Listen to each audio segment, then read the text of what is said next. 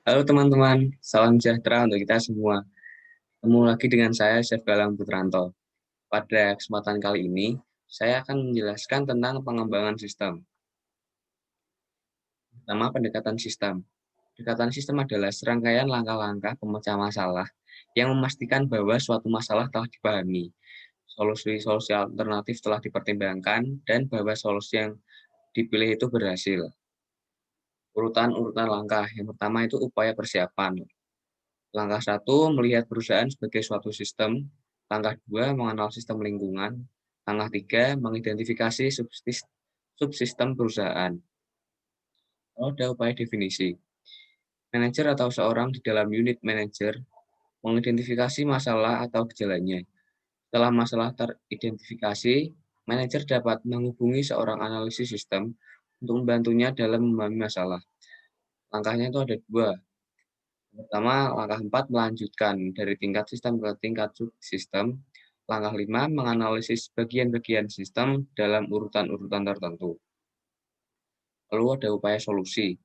Upaya solusi melibatkan suatu pertimbangan atas alternatif-alternatif yang layak, pemilihan alternatif terbaik, dan implementasinya. Langkah 6 mengidentifikasi solusi-solusi alternatif. Langkah 7 mengevaluasi solusi alternatif. Langkah 8 memilih solusi yang terbaik. Langkah 9 mengimplementasikan solusi. Dan langkah 10 menindaklanjuti untuk memastikan keefektifan solusi. Siklus hidup pengembangan sistem. Pendekatan sistem merupakan sebuah metodologi. Metodologi adalah suatu cara yang direkomendasikan dalam melakukan sesuatu. Pendekatan sistem adalah metodologi dasar dalam segala pemecah jenis masalah. Siklus hidup pengembangan sistem atau biasa disebut SDLC adalah aplikasi dari pendekatan sistem bagi pengembangan suatu sistem informasi. SDLC tradisional, tahapan-tahapannya itu ada 4. Yang pertama perencanaan, kedua analisis, ketiga implementasi, dan yang keempat penggunaan. Prototyping. Prototype adalah suatu versi dari sebuah sistem potensial yang memberikan ide bagi para pengembang dan calon pengguna. Proses pembuatan prototipe ini disebut dengan prototyping. Jenis-jenis prototyping ada dua. Yang pertama prototipe evolusioner. Terus-menerus disempurnakan sampai memiliki seluruh fungsionalitas yang dibutuhkan pengguna dari sistem yang baru, dan prototipe ini akan menjadi sistem aktual karena prototipe ini dilanjutkan dengan produksi. Lalu yang kedua prototipe persyaratan. Kembangkan sebagai satu cara untuk mendefinisikan persyaratan-persyaratan fungsional dari sistem baru ketika pengguna tidak mampu mengungkapkan dengan jelas apa yang mereka inginkan. Daya tarik prototipe. Yang pertama, membaiknya komunikasi antara pengembang dan pengguna. Yang kedua, pengembang dapat melakukan pekerjaan yang lebih baik dalam menentukan kebutuhan pengguna. Yang ketiga, pengguna memainkan peranan yang lebih aktif dalam pengembangan sistem. Dan yang keempat, implementasi menjadi lebih mudah karena pengguna tahu apa yang diharapkannya. Potensi kesulitan dari prototyping.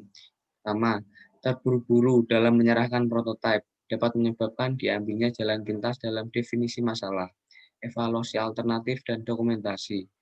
Yang kedua, pengguna dapat terlalu gembira dengan prototipe yang diberikan, yang mengarah pada ekspektasi yang tidak realistis sehubungan dengan sistem produksi nantinya. Ketiga, prototipe evolusioner bisa jadi tidak terlalu efisien. Dan yang terakhir, antarmuka komputer manusia yang diberikan beberapa alat prototyping tertentu kemungkinan tidak mencerminkan teknik-teknik desain yang baik. Selanjutnya, pengembangan aplikasi cepat.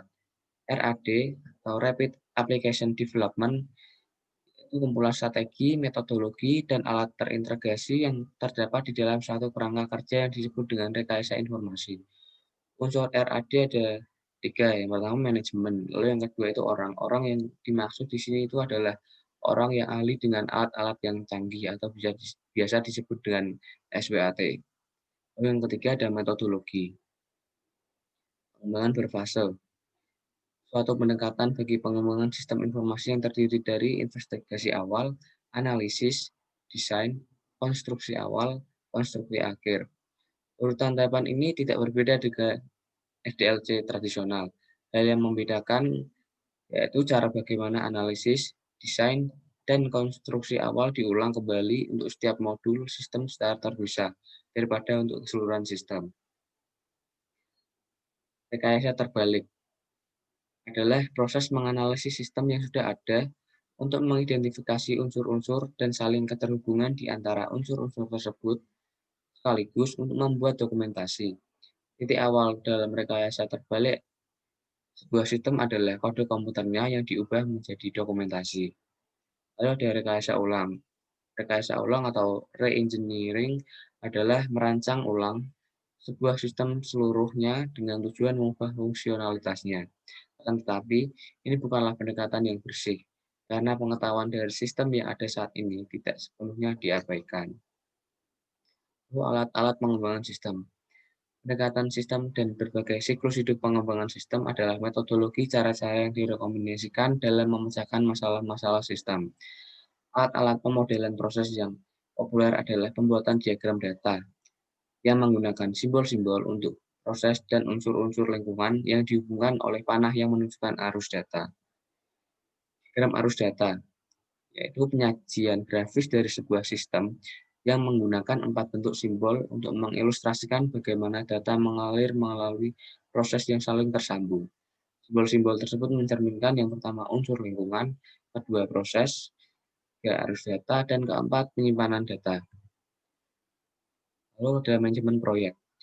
Proyek-proyek pengembangan sistem yang pertama dikelola oleh manajer unit TI dengan dibantu oleh manajer dari analisis sistem, pemrograman, dan operasi. Jalan dengan pengembangan sistem informasi yang dilakukan oleh perusahaan, proyek-proyek akan dikelola oleh suatu hierarki manajer yang dapat terdiri atas komite eksekutif, steering committee, SIM, dan seorang manajer proyek untuk setiap tim pengembangan. Lalu ada steering committee. Steering committee itu memiliki 3 tugas. Yang pertama, menciptakan kebijakan yang memastikan dukungan komputer untuk mencapai sasaran strategis perusahaan. Yang kedua, melakukan pengendalian fiskal. Yang ketiga, menyelesaikan perselisihan yang terjadi sehubungan dengan prioritas penggunaan komputer. Lalu, pengestimasi biaya proyek. Yang pertama itu input pengestimasian biaya. Sebuah work breakdown struktur mengidentifikasi aktivitas-aktivitas proyek yang akan membutuhkan sumber daya. Contoh WBS adalah grafik Gantt dan diagram jaringan. Kebutuhan sumber daya mencantumkan sumber daya tertentu yang akan dibutuhkan dan berapa jumlahnya. Estimasi biaya proyek. Yang kedua itu output pengestimasian biaya. Estimasi biaya dibuat untuk seluruh sumber daya yang dibebankan ke proyek dan biasanya dinyatakan dalam unit-unit keuangan yang berlaku seperti dolar dan euro. Estimasi seperti ini dapat disempurnakan kembali selama proyek berlangsung untuk mencerminkan tambahan informasi seiring dengan semakin jelasnya proyek.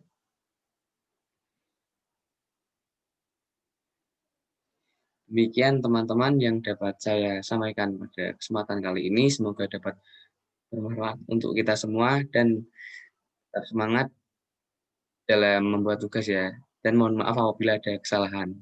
Terima kasih.